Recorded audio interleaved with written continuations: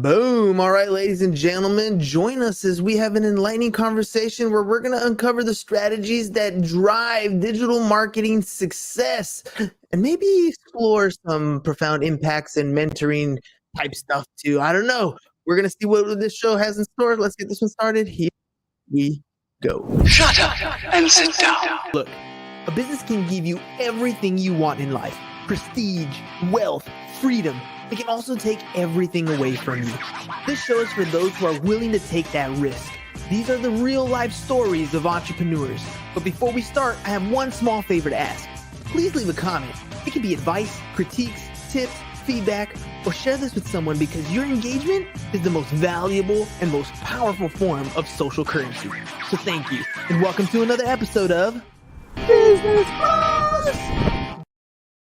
Business Bros. Today we have a true marketing maven joining us on the show. He's not only a serial entrepreneur with a versatile business background, but also the CEO and founder of Wise Digital Partners, with a passion for helping business owners grasp the intricacies of marketing as an investment. He's been featured in renowned publications and worked with global brands. So without further ado, let's dive into the world of marketing and entrepreneurship with our guest, Mr.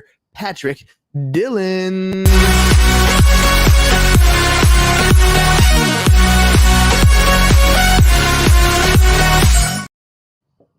All right, Pat, welcome to the show, man. Thanks a lot. Excited. All right, dude, let's dive into this. First question I got for you is always the most common one. There's something that you do for a living, man. There's something that makes you the money. There's a reason you're on the show to promote your business. So what is that, man? What is it that you do? So, I got into business 20 years ago. My parents were both entrepreneurs, and I saw the life that they lived, and owning a business, just creates a better everything. It's more freedom, more flexibility, more time, more travel. And then you realize pretty quickly that it's also comes with a lot of stress, and there's a lot of give and take in developing that kind of life. But I've been fortunate, and I've started about 10 companies. I've had some, pretty good success over the years. And now I get to do really what I want to do, which is helping other business owners, create that life for themselves. What is Wise Digital? What is it that you guys do exactly? Like, if you can put it as simply as so that a fifth grader could understand it, what do you do? Yeah, so we're a full service digital agency. So, the difference between that, like a project firm, is a project firm might take on a client to, build a website, but not provide ongoing marketing support. We would never do that. We're a full service partner. So typically, a business comes to us because they're having some sort of problem in growing their business. And, so the questions that we ask in the beginning are, how did you get here? Where are you now, like, revenue wise? What are your growth obstacles? Where do you want to be, in a year or 2 or 5? How do you want the makeup of revenue to change in your business to make it more profitable, or make it, create a better life, to work with better clients, that type of thing.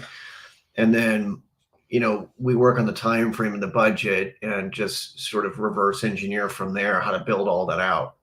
And so we offer about 12 different services and a half dozen software products. So typical things like, website design, development, copy, SEO, blogging, paid media, social media, and, another few things, along with we own our own website platform.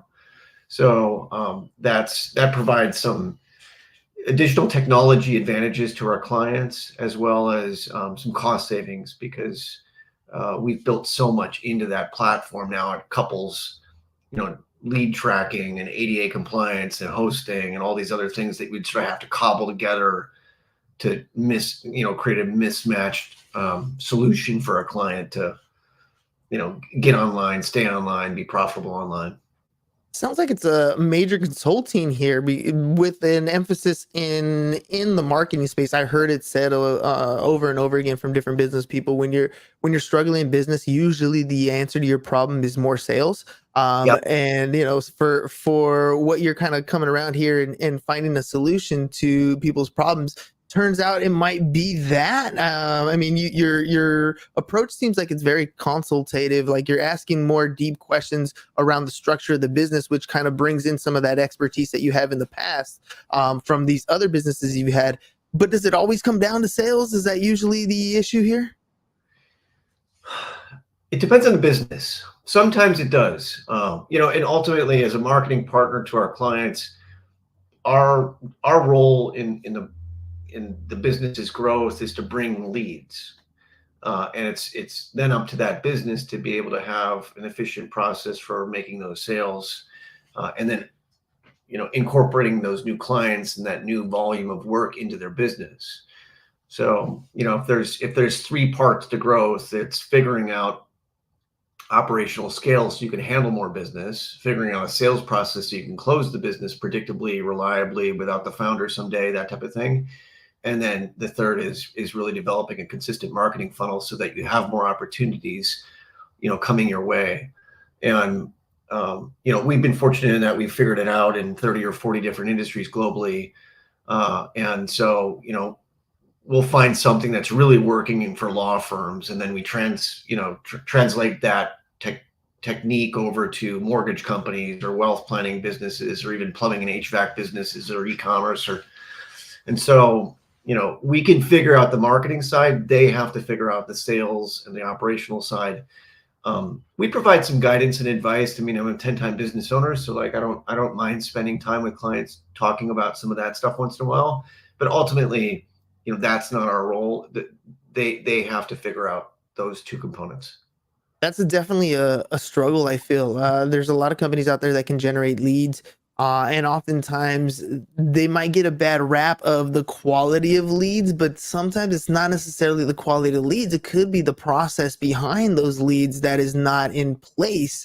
You're kind of alluding to that as well, where you're there to consult, but the business ultimately needs to have a process in place to take those leads and convert them into sales. What do you feel some of these companies are lacking when it comes to that process, so that it would make a smoother transition? You can have a good lead gen system flow into a good sales system. Well, let me back up for a second, because lead quality for sure is an issue, but it's an issue if you don't have the processes that we have in place, where we communicate on lead quality with our clients in real time. So lead attribution is the biggest challenge for most businesses when they hire a marketing agency, because the marketing agency isn't set up with the sales-minded focus. So, we set up really sophisticated lead tracking for our clients, where there's a dashboard that both the client and us have access to. And in real time, the client can go attribute lead status or lead quality or lead score to every single lead as it's coming through. So while we're speaking, we have a client in Denver who's got, it's a 4-location law firm. We're probably sending to them about 80 leads a day. So while we're on this call, they'll get, 3 to 5 leads.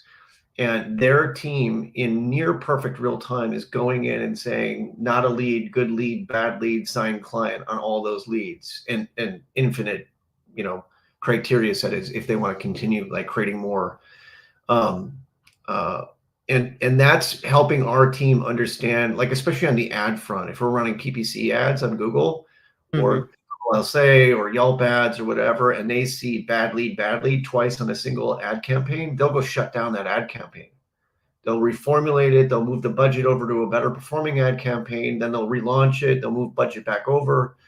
And so, in real time, we're probably making, hundreds and hundreds of optimizations a month. We're probably spending, I don't know, 40 to 50 hours a month on that one account, running a $40,000 a month ad budget and communicating in lead quality. So what that's helped us do is take that particular client from a 6% conversion rate to a 30% conversion rate. And we took that client away from the largest digital marketing agency on planet Earth for law firms, where they had a 6% conversion rate, and we have them at 30. So their money goes 6 times further with us. Heck yeah. And I mean, so, every lead that's coming in, you are sharpening the sword. Every single one gets categorized, goes back to the drawing board. You kind of assess the marketing campaign. And it's not just with one ad campaign. I'm assuming you're doing this for multiple campaign types, so Oh that yeah. the campaign continues going forward. It keeps getting new iterations of it improving as it moves forward. Yeah, the clients are going to be happy, and they probably speak volumes of you. Referrals are coming in like crazy. Yeah, and back to your initial question is like, how do you help them with the sales front, right? So in that particular client, we have like 80 or 100 ad campaigns running at any one time. And so we're sharpening the sword on the lead quality, but then it goes to a law firm who doesn't really have experience doing sales, right? Like your chiropractic business cracks backs, your dental office fixes teeth, your law firm, wins cases, but they don't really have great sales training or sales background.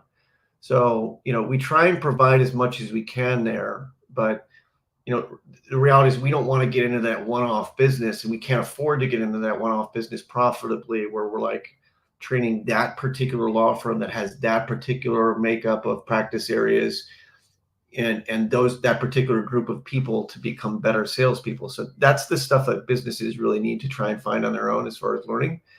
And some do it better than others, and that's the reason for those businesses' speed of scale. Yeah, you're in San Diego. I got to connect you with the guy. His name's Steve Haru, and he runs the Sales Collective. Yeah, And yeah. We created Victory Selling for him. Oh, see, small world. I knew it right away. Yeah, he's an old buddy from Cutco Knife Sales. Yes, sir. And so when he was leaving, I think it was an insurance business that he was doing Aflac, sales. I think. Yeah, Aflac. When he was leaving Aflac, he was coming up with an idea of how to sell, create online courses to sell. So we helped him launch his business. It was called Victory Selling, and ran all the marketing for him for about 3 or 4 years. And then he partnered up and, is now the Sales Collective. Yeah. I mean, and that's a perfect example of people doing things the right way, setting it up from the beginning and using that data to continue to sharpen that sword and get better and better at that sales process. Even sales teachers need marketing help to get their message out as much as possible. Let me ask you, if you're coming across companies today that are just getting started, young people that are excited about entrepreneurship but don't really know all the ropes, what advice would you give to them so that they can prepare themselves to be in a company that maybe has an exit or has the systems in place so that they do get that that time freedom that they seek? Yeah, I mean, there's so much out there as far as, great advice and good teachers. And so I think starting the process of learning gets you excited about it, right? It gives you a reason to get started. And I think the biggest thing that I've learned over time is just, stop procrastinating. Just take action. Get started with that first idea, that first hustle, because that's what's going to change the trajectory of your life. And I remember, I was kind of an entrepreneur from start. I mean, I started my first business when I was 12, and had 2 full-time employees by the time I was 14, but the first time I started a real business where I really raised a bunch of money and had a partner and, built this technology business, we probably festered on the ideas for 18 to 24 months. And it's like, why didn't we just jump in a little faster? Because if you look at like the end of my career where I'll be making millions of dollars a year, like that 1 year where I delayed things in the beginning is going to cost me millions in the end. And also just I'm having a better life now than I ever imagined. And getting going sooner is better than sitting around waiting for the right opportunity, which will never, come. Yeah, it'll never be right. And you having so much experience with multiple different business ventures, seeing where companies are kind of making mistakes in their marketing and helping come in and correct them, you get to kind of take some of these lessons, apply them, even though they may not be your scars, and then some of them are your scars that you got to kind of wear and move forward. What are some of the biggest lessons or pivotal moments that you've had in your entrepreneurial career, something that you can look back and be like, dude, when that happened, things changed for me at that point? What was that like? The funny thing I think was it all revolves around partners. I had I've had 10 companies, and Wise Digital, one or two others are businesses where, I own the majority of the company. There's the biggest issues and mistakes that I had in this path, in this journey, were business partner issues. And a lot of times I think as a young entrepreneur, as a starting out entrepreneur, you think, I need a business partner. I can't do this on my own. But three of the biggest mistakes I've ever had were related to the person I chose to be in business with. And that's tough. And I think the pivotal moment for me was realizing in the marketing agency model, I don't need a majority business partner. And I think Wise Digital is the first agency where I really am the majority partner. I get to make a lot of the calls. I have a great partner and CTO, who's a minority owner who I run everything by. He's a fantastic strategist. He's a brilliant technologist, and we make most or all of our decisions together. But being able to call the shot on finances and sometimes hiring and some of the other bigger picture stuff has been really important. How do you I guess it sounds like it's kind of a natural thing for you. I mean, you had two full-time employees by the time you're 14. And there's people who never bring on employees at all, who feel like they can do it all greater themselves. And maybe they do know the value and the leverage that you get from utilizing employees and VAs and things like that. They just don't have the management skills to do that. And they know it's a weakness. It kind of puts them off from ever hiring somebody. How do you help somebody get over things like that? I'm sure you've run across that when you want to bring people on and elevate their position, give them more responsibility. How do you kind of nurture that to help them grow? So, I mean, first off, with Wise Digital, I don't do any of the work of the agency, not a single thing, except for sales and the finances and like some of the back office stuff. And nor should I. I am not the expert. I have 32 amazing, wonderful employees who are experts in 12 different disciplines in digital, and there's no way I could hold a candle to anything that they know or know how to do. And I think it's naive to think as a business owner that you are going to be better than them. I'm better than anybody on the team with sales because I get to go out and evangelize these wonderful, talented, exceptional people. But I shouldn't be doing the work. And if you are, I mean, you're not going to scale beyond, a 60-hour work week or however much we work, right? I mean, you can go up and down from 60 to 90 hours, but at some point you're going to burn out. And if you're trying to do the work and sell the work and run the company, good luck. And so, on day one of Wise Digital, I said, I told my initial founding team, there was 4 of us. We started with 50 clients. And I said, I will not do 1 minute of work for a client. I will be working on our company and providing more opportunity for you guys to grow. And I need you all to step up and be exceptional at what you're doing. And we'll go find more and more experts as we expand services in the business and clients and all that stuff. And so I think it's just important for the business owner to recognize that, like, look, Richard Branson owns 400 companies. Do you think he does one thing in one of those companies? Not He can't at all. right? And so, that's not my role anymore, certainly.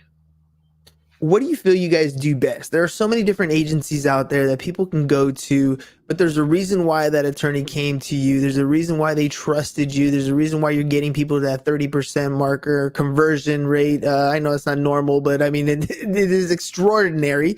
Why do you think they come to you, Pat? Why are they going to Wise? I think we're better than anybody at explaining and really showing the ROI we deliver. And it's not about websites and SEO and PPC and blogging and blah, blah, blah, blah, blah. Those are just products and services. It's about achieving a common goal. And that goal for us, for our clients, and for our relationship is ROI. If we can't start the conversation around what kind of return are you looking for, and the business owner is not realistic in his answer, we're not doing business with them. we're not working with businesses that want to grow 10% a year. We're looking for businesses that want to grow 30, 50% a year like we do every year, because that provides more opportunity for everyone. Mm. Yeah, that ambition has to be there. They got to have that drive to want to move forward and continue to grow. And part of that is realizing that there's things that you can improve upon, things that you can get better. If you realize that, then there's a room for improvement there yourself. And I feel all entrepreneurs kind of do that. You have a variety of different products that you offer your clients now, but you didn't start off there. You kind of improved upon and got better. What do you feel you're doing right now to give the client a better experience or maybe improve things internally in your business? What is it that you're trying to get better at today? There's a lot, and there's always, so we have a really great goal setting process in the company. So every team, there's 7 different teams, and every team has 2 or 3 goals they're working on every quarter. And then we have annual goals for every team, and then we have annual and quarterly goals for the company. And so there's always, a couple things that we're really working on. Clarity of reporting right now is something. Actually, I just got off a call with a client where we're showing them the new reports and asking them if they want to see anything different. That's been really, really key to figuring out this year as we're going into the new year. We want to have everybody on that consistent sort of platform set up there. We're working a lot more on the technology always, because as the owner of a website platform, we just have to keep expanding the feature set of that and all that. On the sales front, I've been in sales my whole life. I've done the majority of sales for a lot of my companies in the past. I've outpaced a team of 12 salespeople for 4 or 5 years in a row at one of my agencies, me individually versus 12 people. I'm still trying to figure out how to scale, the sales side. I actually have tried restarting the sales team over 4 times at Wise Digital, and I just let go, a salesperson earlier in the year and another one just recently. And it's just like, I have to figure that piece out, and I will. And I think I brought on 1 or 2 really key partners in the last month or so that I think is going to work out great. So we'll see. What do you think is lacking in somebody that you bring on as a person? Because sales does not come natural to people, and everybody says it's something that can be taught, something that people can learn. But then you talk to true salespeople, and it's like, dude, I've been doing this since I was 12. Like, this is a skill I developed way back when. So what is it like? Can you teach somebody this, or is it something that you're finding like, there's somebody who just has this innate skill? So yeah. In college, I sold Cutco knives door to door, and I was the #1 knife salesperson in the state of Wisconsin all through college with them. And then after that, I was the sales promotion manager for 15 states with them for 5 years. So I had we had 8,000 reps in my region, and I had 120 managers. And I put on all the conferences where we did the sales training and sales management training. So I've got a lot of experience in this. I think there's 2 things. 1, sales can be taught. 2, you have to have,